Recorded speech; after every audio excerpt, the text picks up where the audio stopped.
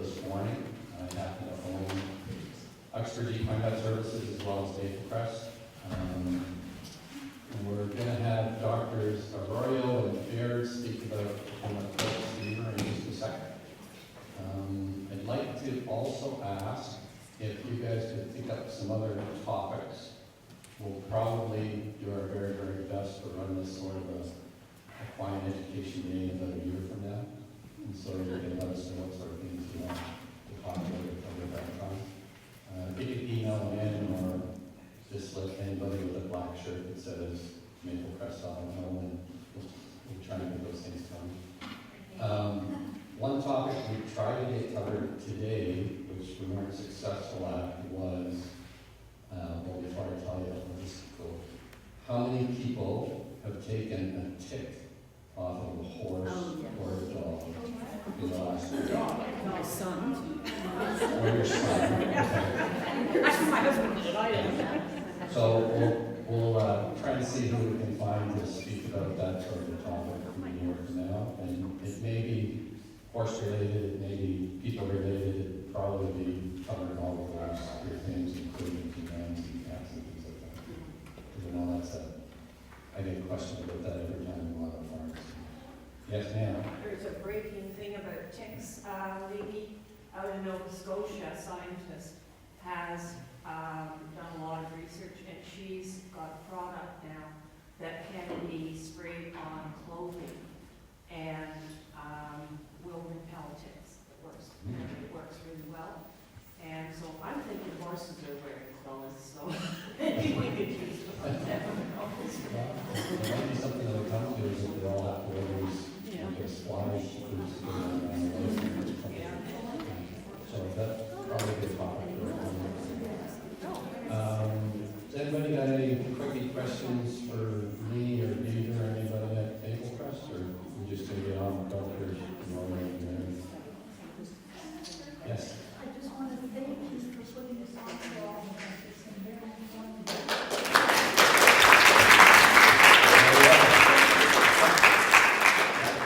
That helped out, but kind of return back to the public what we're trying to get away from you guys, so that's great. Anything else? All right, Dr. Arroyo or Baird, whatever. And then after Drs. Arroyo and Baird cover the motor horse fever idea, Mike King's going to speak about insurance. And then once Mike's done, we'll have the hospital all open up, and whoever wants to can come and walk around and say hello. And we'll be there, and we'll guide you through the way you're all right? Thanks. Yep. Should we take a picture? Can we take that what? Here? Okay. Yeah. We can do that with King's on. You don't have to be in the photo. Whatever works. Okay, thanks.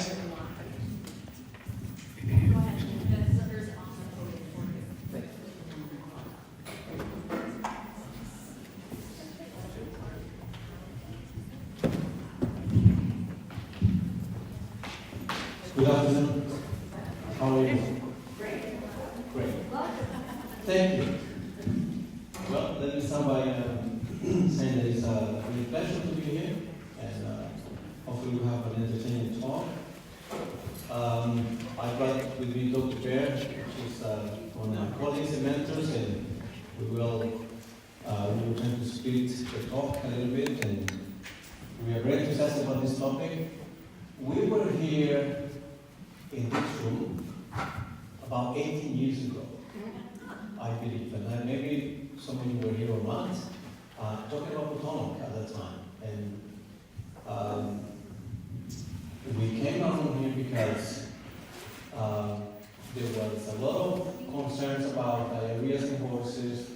There was all the suspicion that probably was Potomac, but the diagnosis wasn't very good.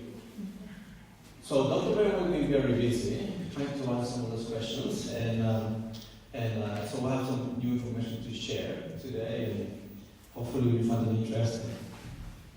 So Dr. Ricky is a scientist at the Ohio State University, and she is the world authority on a lot of these tick-borne diseases. If you look at her up, she does a lot of research in humans, she does a lot of research in small animals. She has a lot of patents, a lot of this that you see in Iris, some of the companies are because of her research that she produced all these different tests about discovery that she has made about proteins and the cell membranes and all these bacteria and why not. And she works with us in Potomac, and she does it out of her good heart. She has no money for it, we have no reason for it, she just does it because she loves the disease and she loves what she does. How about grab a chair, Chief, until grab a chair, I think we're ready. Grab a chair. Grab it. So we are, and just last Thursday, we invited her, we award her as well. We have a prestigious lecture called the Discovery Lecture, which I'm going to tell you a little bit about in a minute. And she delivered a beautiful recount of this disease since she started working on this disease in the early 1980s. And she came to, she drove all the way from Ohio on Wednesday to give a lecture on this disease to scientists at OVC. Let me see if I get this right. So first of all, thank you Dr. Bruce Watt and Deidre for inviting us and having us here today and looking after us and lovely introduction. It's a pleasure to be here. Over 100 years ago, exactly, this person, his name is Frank Schofield. So he immigrated from England to Ontario, Canada, and then he went to the school at OVC at the time, and then he became a faculty member, and he was a very progressive bacteriologist. And in 1924, he went to investigate an outbreak of diarrhea in horses in Western Ontario. So here is he was faculty at OVC, but he also spent a lot of time in Seoul where he went to volunteer, and he became a hero for the Korean people because he was very outspoken and was against, at the time the problem going with the occupation of Korea. So he is buried in Korea in the National Heroes Cemetery. So he published an account of this investigation that he performed in kind of like close to Lake St. Clair in Western Ontario. And Dr. Baird, who spends a lot of time in the library, one day a few years ago stumbled across this publication, which is an absolutely beautiful sort of like recount of what he did at the time. So in an investigation into an endemic disease of horses, and that was in the, if you know, Kentonex is basically close to the border with the USA. I showed you a map of that at the time. So he was called by some of the vets at the area saying, we have multiple cases, and he wanted to find out what was going on with these cases. So this is the description of the disease at the time. It's a disease that happened from year to year, and they said there already were more than 50 years. People that were old, they said it's been happening here during many years at the time. It can vary from year to year. The signs are usually diarrhea and severe depression or lethargy. The horses are very dull. And then, it can go on to horses to be down on the ground, and they don't want to be dilated. They were not taking temperature at the time, but probably the horses had fevers as well at the time. But when the vet went to see, they did say that the horses were very toxic looking, and then the mucous membrane, the mouth looks very dry, brown looking, so they were probably very dehydrated, poor perfusion, high fever, and then the intestinal sounds were very increased, a lot of rumbling of the cat's house, and I just messed this up. What is the price? Adrian, where do you go?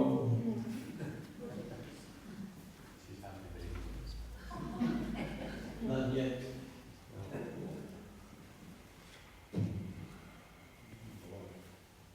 Technology always so close. It's open. You just have to blow it up over here. Yeah. Perfect. Oh, one more. You don't need to open. Just come on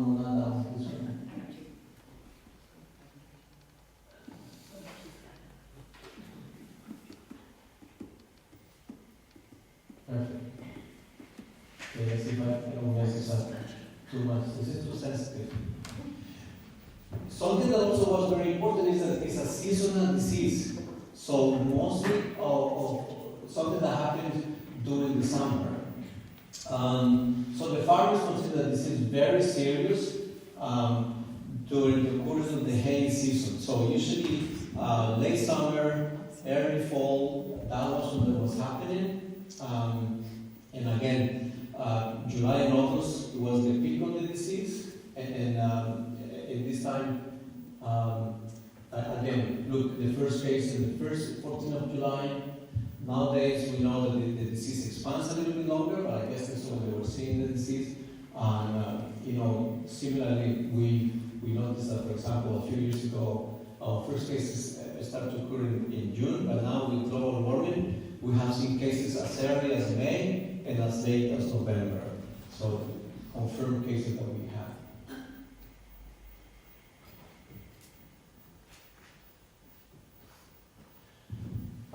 There is also a geographical distribution, if you like, and one of the most important features of the Dr. Scofield and Crowley time is that they had to be some association with water. So the cases had certain distance to a river, to a pond, to a lake, so that was an important feature. So all these cases were within, let's say, 6 miles to a waterfront. So inland, so more or less that was the sort of like identified, not a risk factor, but a curiosity at the time that, most of these cases were to close proximity to the lakes. And this is a map that was produced at the time. So this is Lake St. Clair, and all these dots in Wallaceburg, and around Arroyo, so all these dots, and Amherst as well, where the cases cluster. So some of them close to Lake Erie, and some of them closer to Lake St. Clair. That's what the map at the time they were showing that most of the cases were taking place. So the mortality rate, about 15-25% of the cases will die. Because there's quite a fair number of cases, and horses, of course, at that time were very important because that was the working force. We had very little machinery at the time.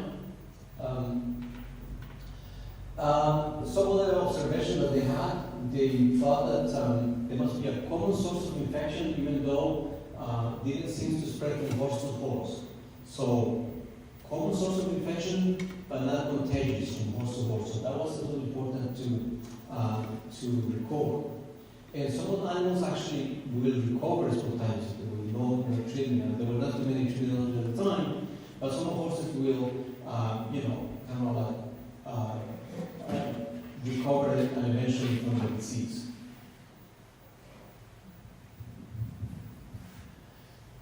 So different cases, not all the horses in the farm will get sick, and there were multiple farms affected as well. So that was also interesting to see, for example, 15 cases in 13 farms, but only, other cases, only a few horses per farm were affected. Oops.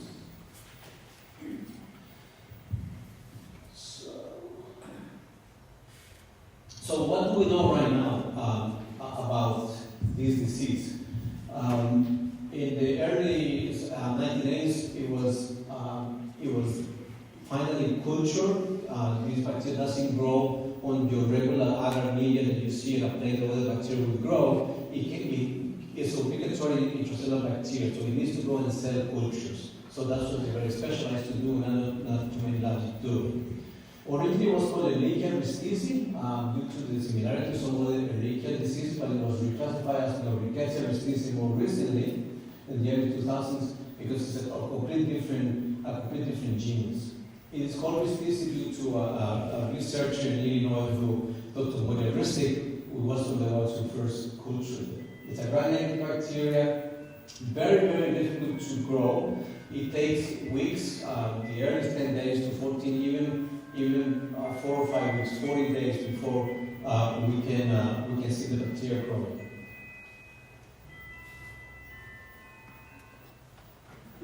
Something interesting that we know right now is, for example, that this bacteria has a really wicked life cycle. So, we'll show you in a minute what happened. The bacteria, if you like, lives in this symbiotic environment or system with a parasite. So, if you like, the bacteria is a parasite of a parasite. The life cycle has to do with bats and some other animals, and then the host is a completely aberrant host. It's a completely a mistake that ingests the bacteria and develops disease, but it has a really interesting life cycle.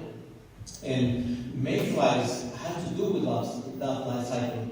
And Dr. Schofield at the time already investigated whether mayflies would be involved in the disease or not. And that's because the farmers tell them that, when the mayflies come into the fields and when they come, they source out of the lakes, that's when the disease happens. So they already have some very good observations about what's happening with these insects. And he even went to inoculate rabbits and horses with mayflies to see if he can reproduce the disease. Now, if we fast forward to Sanford 100 years later, we can tell you what we know right now about this disease. So it does occur also in the United States and receives a lot of different names. It's called the acute diarrhea syndrome, equine monocytic urticaria, because it attacks on certain cell lines and we call them monocytes. It does cause colitis, and nowadays we prefer to call it equine urticaria. We're trying to get away from Potomac horse fever because we know that the disease now doesn't just occur around the Potomac River. It occurs in 5, 7 Canadian provinces, and it happens also in South America. In South America, also in California, it also occurs in the West Coast. They call it over the Shasta River or Ditch River. In Brazil and Uruguay, they call it churrido equino, which is like diarrhea, or churrido in Brazil, and in the south part of Brazil, in a state called Rio Grande do Sul, and it also in a province called 33 province of Uruguay. So they also have exactly the same disease. But what really made the news, it is called Potomac because it's actually reported that started calling it Potomac horse fever in Maryland and Virginia, where this is the Potomac River, and you can see all these dots over here where all these cases were taking place. And there were so many cases, and the disease of these animals were so sick that there was a group that formed to investigate this disease and figure it out. So someone like Dr. Perry, which was a Virginia Tech at the time, a biologist, and Dr. Hess got involved to go and investigate all these cases occurring in these counties.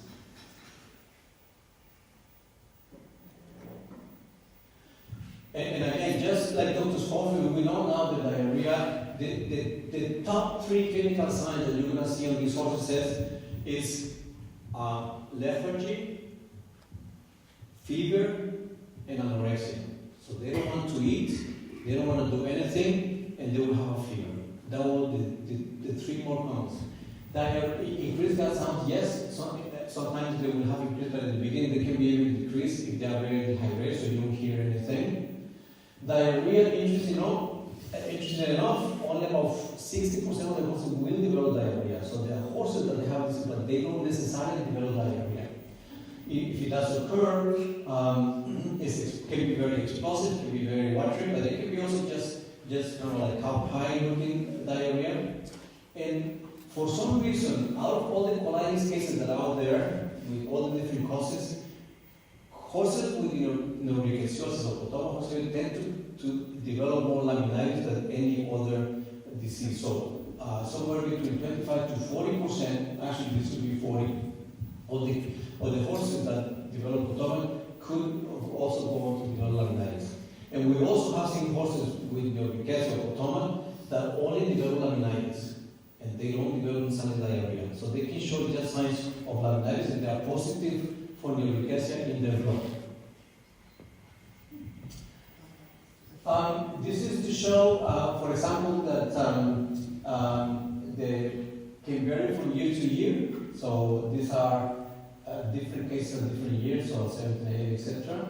The mortality rate, I already told you before, that for doctor's cough were about 17%. This is more like the 25% that I mentioned, in different farms. So it can vary from year to year. Seasonal, I just hammered out some of these important aspects, is usually the summer months. The peaks for us in Ontario and many other places is going to be in July and August. Those are the peak when we see more cases. So this is the peak of the season. And again, just in 4 or 5 years ago, the first case we saw was the 25th of May, and the last case was the 5th of November.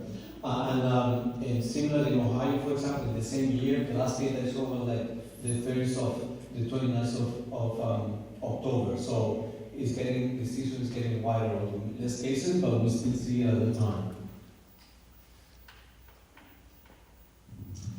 And so again, this is just to show from year to year and different months. You can see that July and August, we have similar situation with these are most of the cases in different years. So most of the cases cluster within these 2 months. But again, look, this is all data, May, November. So this is not new. This was already published in 1988, which the cases can expand from the spring to late autumn.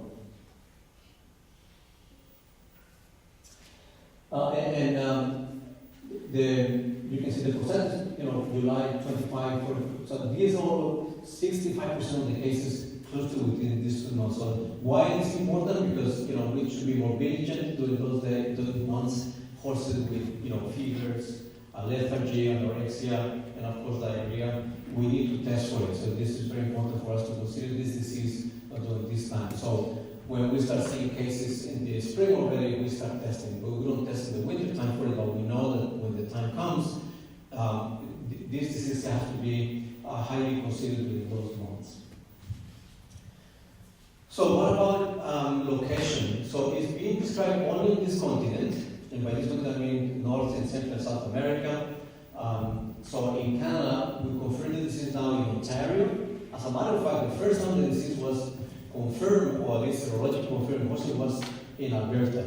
So Alberta, Ontario, we have now diagnosed and cultured the bacteria in Quebec, in Nova Scotia, and there have been cases in Manitoba. We have just recent cases in British Columbia as well. So I think we only have like a couple, but we already cultured the bacteria. Right on the other side of the rock is just across from Calgary, if you like. So most of the cases close to that area in Calgary, but then we have now cases also in British Columbia. In the United States, there's more than 40 states confirm cases in the United States. And as I mentioned, in South America, we actually just published an outbreak that happened 2 years ago in Brazil, many cases in a large breeding facility, as well as in Uruguay. There were some reports of some cases in France and the Netherlands that they tested positive serologically, but we found right now that probably there was just reactivity. They were not truly Potomac cases, so the disease or the vaccine hasn't been confirmed anywhere else other than in this continent. But the bacteria has been found in many other countries. We don't understand why we see clinical diseases in some places and not clinical diseases in other places. We still have a lot of investigation to do. And I think I'm going to leave it here, and Dr. Baird is going to take over.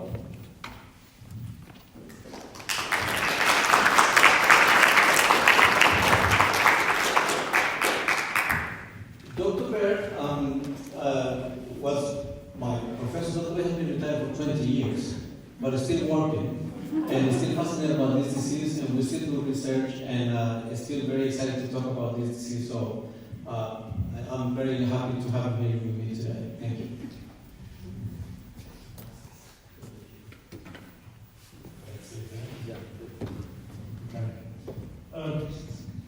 So I'll carry on now. I get to the more difficult sections.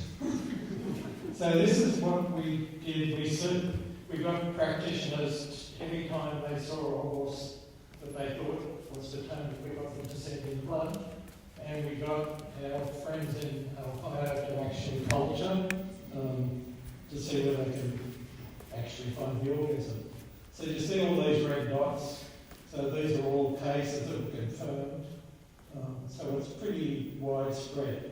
The things I want to point out is around Lake Scugog, there's quite a few cases, and there's sort of water that runs down from Lake Scugog and down this corner in Essex County, which is where Schofield first saw these cases. And so this is, we do blood DNA tests now because it's very accurate and quite quick to do. And again, June, July and August are the sort of big months that we see it. So this is when Dr. Ricky Heiser and Dr. Perry sort of cultured the organism. This is like an interesting thing. If you want to get something published quickly, you write letters to the editor. And so this letters to the editor, there was one from Ohio and the next one from Virginia saying the same thing, is we've cultured the organism. So there was a lot of competition to be who was first to grow the boat. It was named Mystic after this guy down here who was working at Illinois. So, yeah, we mentioned that it's difficult to culture.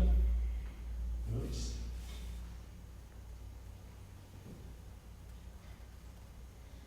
So the mode of infection, how do they get infected? They either ingest what we call intermediate host, and I'll go over that when we get to the life cycle, or they could possibly drink fresh water that actually contains the organism. So the incubation period, by the time they take in the organism, how long does it take before they get sick or show clinical signs? About 10 to 20 days. So sporadic disease, it doesn't affect everybody. As Schofield said, it's not sort of spreading from one horse to the other. Rarely more than 10% affected. All breeds, all ages.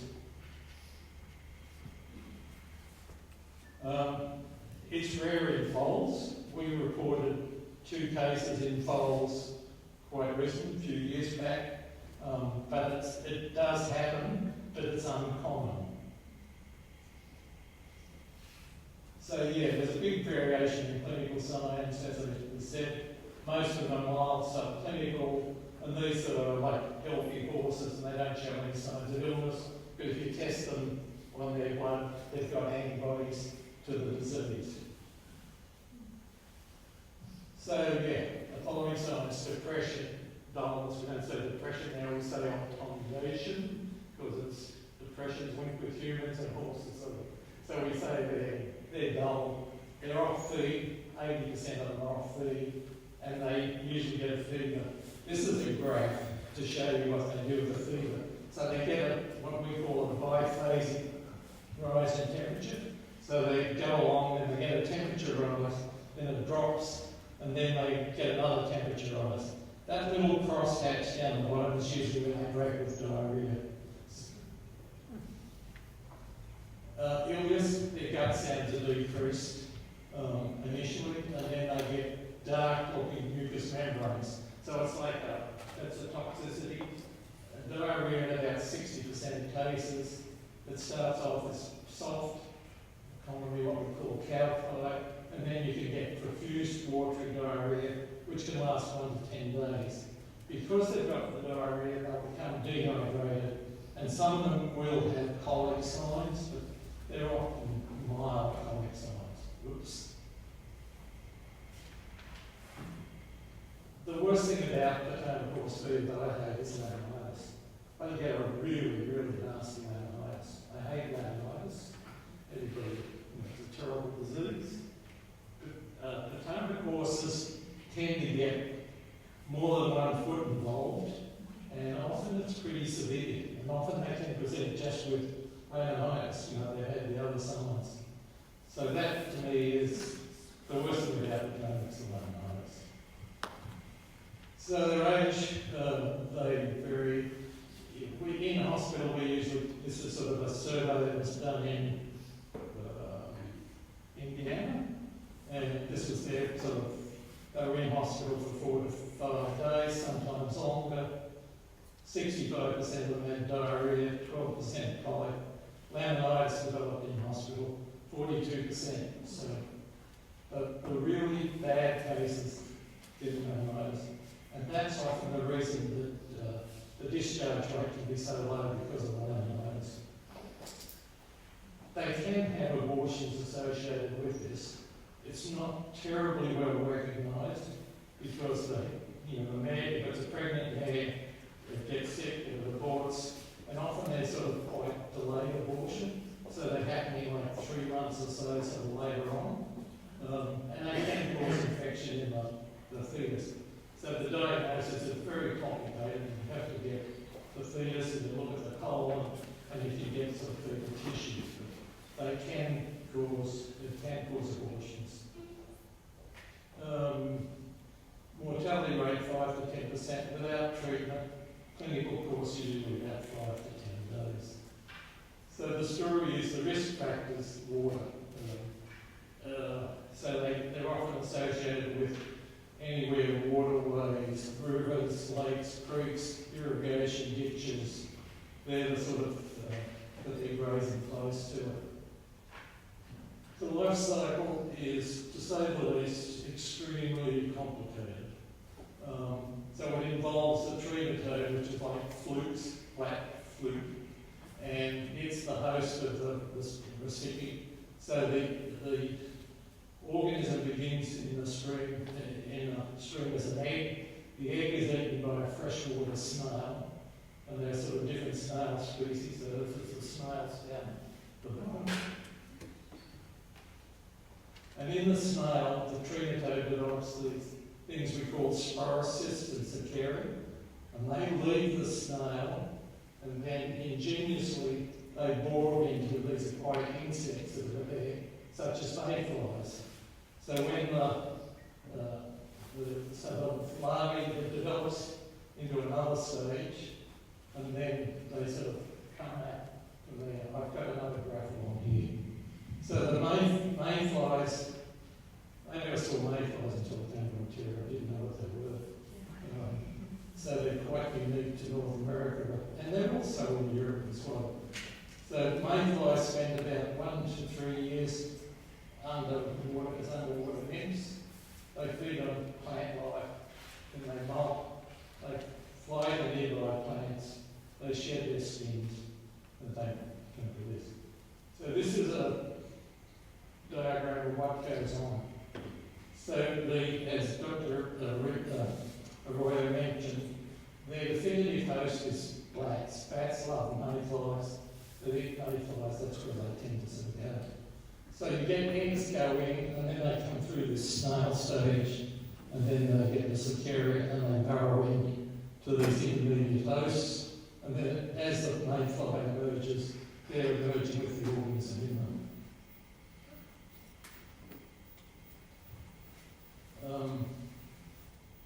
Mayflies are an important indicator of water quality. So if you've got good water, you'll have mayflies. If there's good clean streams, etc., if you've got mayflies, the water's pretty clean. So they don't like contaminated water. When they're fully adult, they can't feed. They mass emerge sort of mid-June to mid-July, sometimes up to September.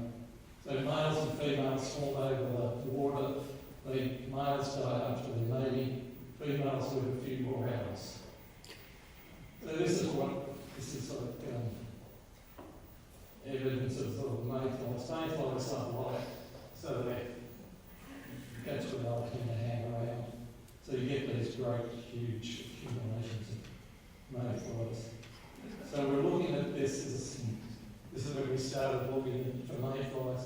And we went to the area around Lake Sinclair and sort of Lake Erie, and this lady, Linda Corcoran, we'd bring her up and she'd say, well, it should be good because the temperature's 20 degrees, the lake temperature's 20 degrees, there's a light breeze blowing, they should be a virgin, such and such a night. So Dr. Roy and I went down, and we were got there about 6 o'clock, and thought, well, there's a few around, but that's not very impressive. And then sort of at 9:30, all hell broke loose because they just had a massive stream of mayflies. And so this is, I never saw this in there. So they die in pastures and fly into barns, are attracted by lights. And that's one of the recommendations is during the mayfly season, turn off your barn lights.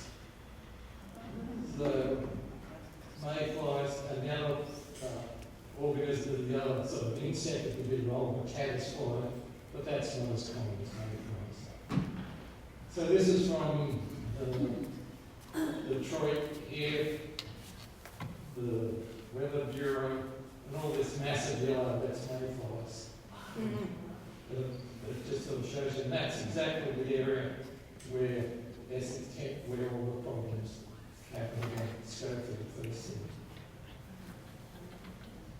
So horses are really accidental hosts. You know, the mayflies aren't looking for horses. It's just horses happen to be around and they tend to eat them. So they get infected when they accidentally swallow. One of the things we don't know we're often asked is how many mayflies do you need to get the disease? Nobody knows. So again, this is another definition of the life cycle. To say it's complicated is, and this is why Schofield, there's no way you could work this out. However, one of the things that's interesting is in that description, the farmer said it's the mayflies. And Schofield thought, no, it couldn't be the mayflies because why is it not parts of the province? But the farmers were right, it was the mayflies.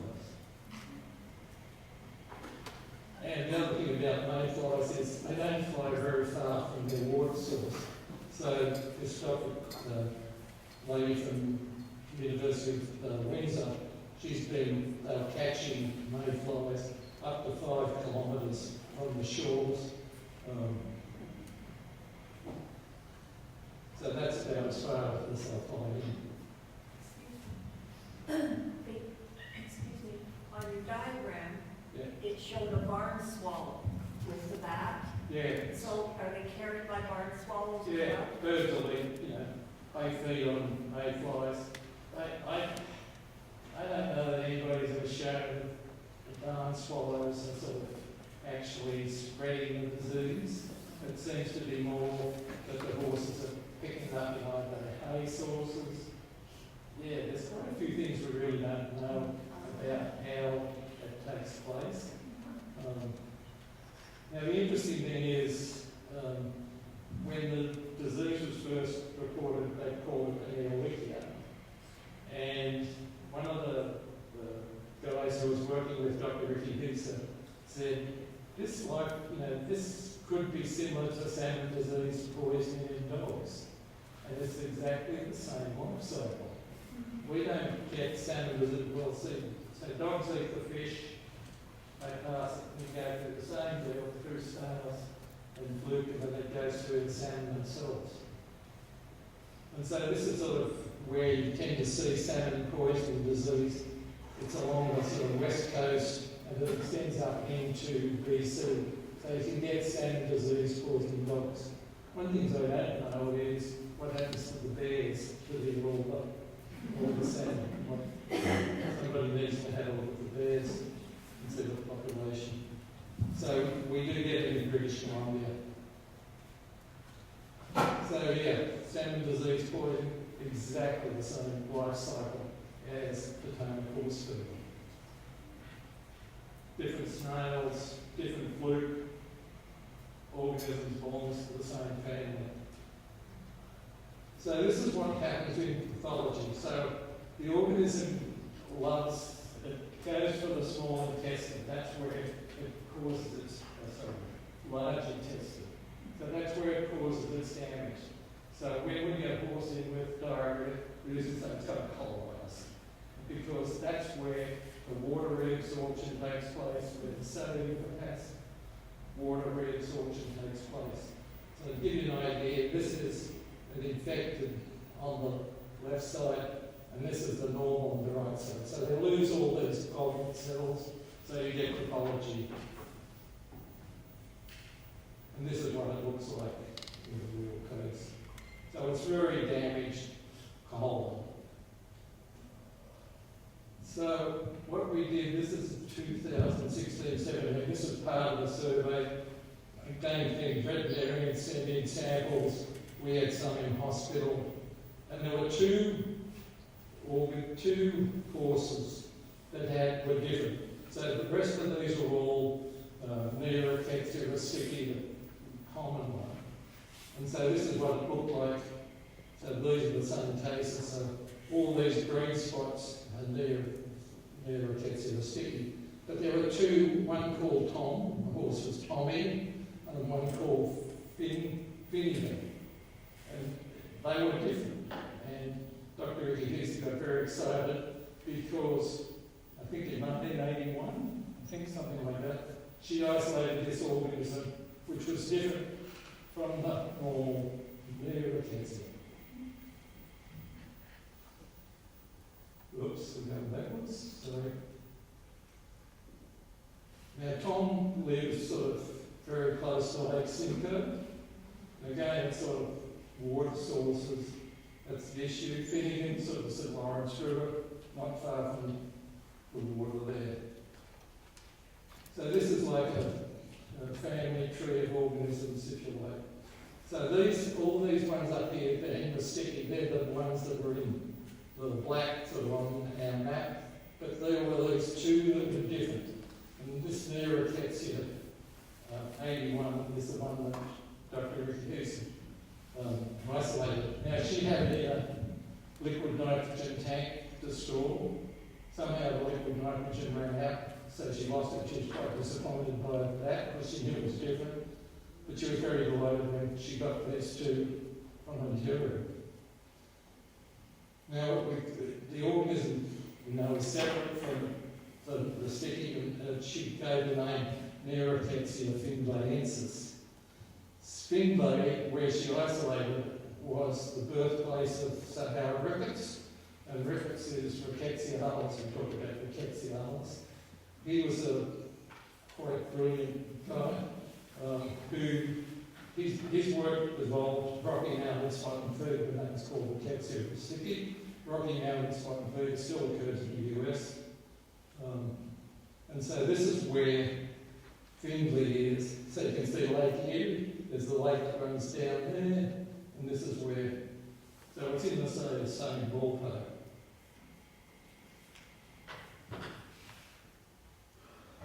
So usually the provisional diagnosis gets suspicious. You've got the clinical signs we've spoken about. Summer months, in an endemic region close to a lake river. What I used to do is people would come in with a horse with diarrhea. I'd say, where is the horse kept? Not your address, where's the stable? And then I would get on Google and have a look and see how close it was to the water. The closer to the water, the more I was like, oh, this is like a Potomac, especially at the time of the year. So water being close to a lake, river, or dam can be very indicating. So the sort of tests we do now, we do PCR tests, and they sort of identify the specific nucleic acid of the organism. We usually do it on blood, and we can also do it on feces.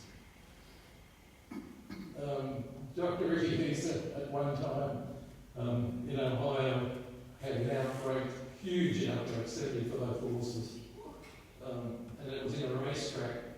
The racetrack is right next to the Arroyo.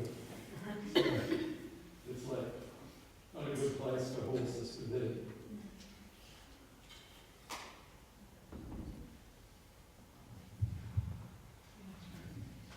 So I think we've got this pretty well under control. Season, late June, mid-September, geographic area, PCR, and the next is response to therapy.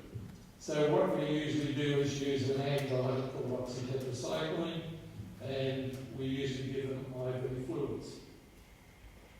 So the clues are, if you're going to use oxytetracycline, use it early. So if we've got an index of suspicion, the earlier you use it, the better they recover.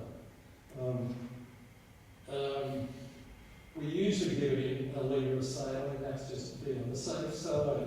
Oxytetracycline can be a little bit tough on kidneys, so we often sort of dilute it in saline, and then we usually put them on IV fluids.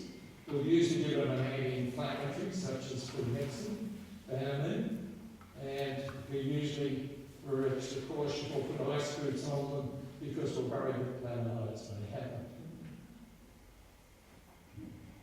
So to give you an idea of how good oxytetracycline was, so in 1979 to 84, they had 27 deaths.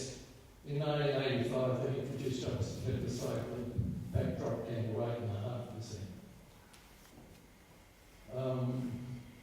There have been case reports years ago.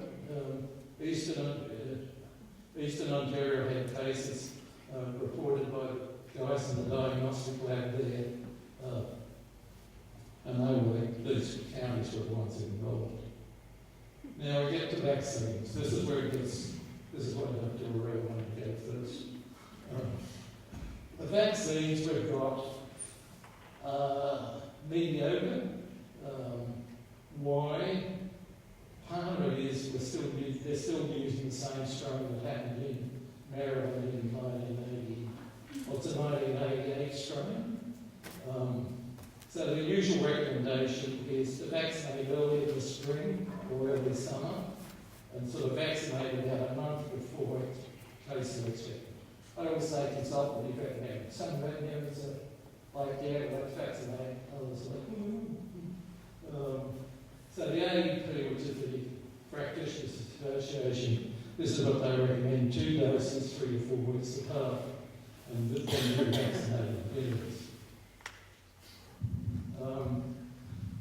But when anybody's ever looked at these critically, this is like statements: vaccinated horses suffered from clinical PHF, although in many cases, and veterinarians tell you this, the clinical signs were reportedly less severe. I don't know how you prove that, but that's commonly heard, commonly stated.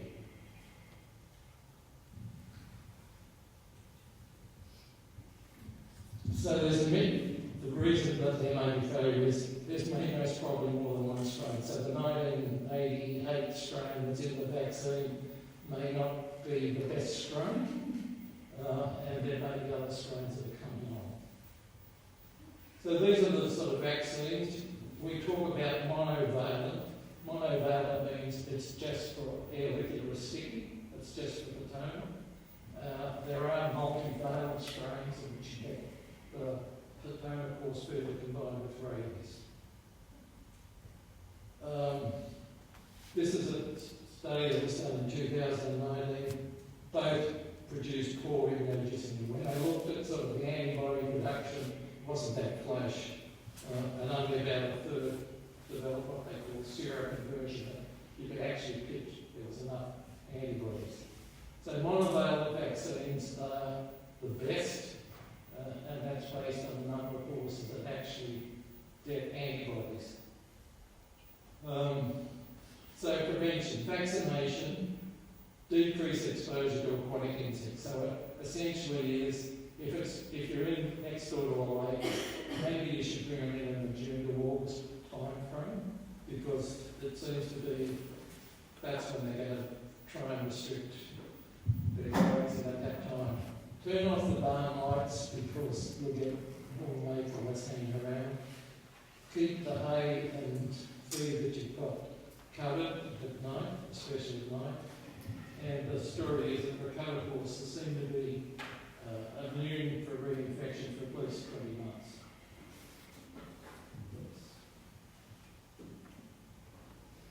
That's about it. Yeah. Has there been any studies done as to how many horses that are actually infected develop clinical signs? No, because no, not really, is it? I think that's critical. What do you say? Well, the horses are experimentally infected, they do develop disease. Some of them go on to recover by themselves, and the treatment is quite effective. But there are horses also that they are being treated, they can't relapse. Once you start the treatment, it can come back. the one study that we really want to do, we have the data, if your question is really valid. If I have a horse in the farm, and you show it clinical signs, are they only horses that can potentially be infected in not showing overt signs? We do suspect that, but we don't have data to say how many or what percentage, if that's really the question. Yeah. What Dr. Baird said in the beginning is that we know that some of these horses were infected and were exposed to the bacteria because they have antibodies.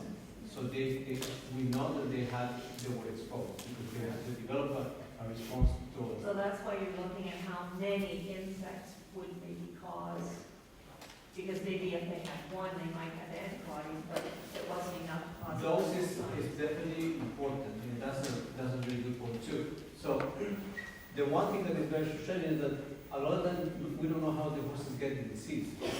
As Dr. Baird pointed out in the graph, are they drinking water with these swimming little parasites infected with the bacteria? Very likely. Or horses that the hair or the pasture is infected with mayflies. We suspect that happened too, but I expect they're not very tasty. So obviously it's accidental. The research with Dr. Riqueza show that, for example, horses that were drenched with water, infected with these intermediate parasite forms, they developed it. Or if they were macerated in flies too, and we drenched it to the horse, they could develop the disease. So we do have information that they do. But the question is good, but in a way that probably infected dogs is important. What some people have done pretty well is that they took all these flies and they took one by one and they test for the bacteria.